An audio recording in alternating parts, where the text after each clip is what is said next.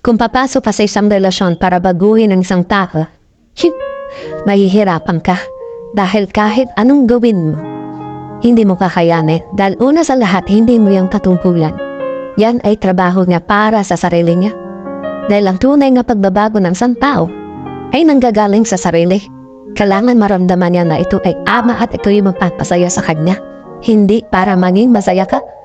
Tignan mo to, meron kang bagay na ginagawa na pag ginagawa mo, masaya ka. Tignan mo ang kilos mo.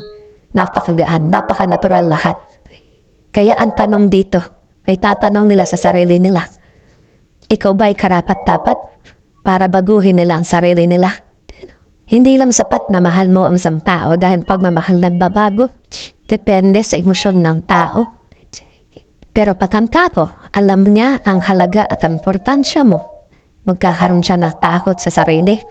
Na kahit ano gagawin niya, kahit na baguhin niya pa ang sarili niya, huwag ka lang mawala sa kanya.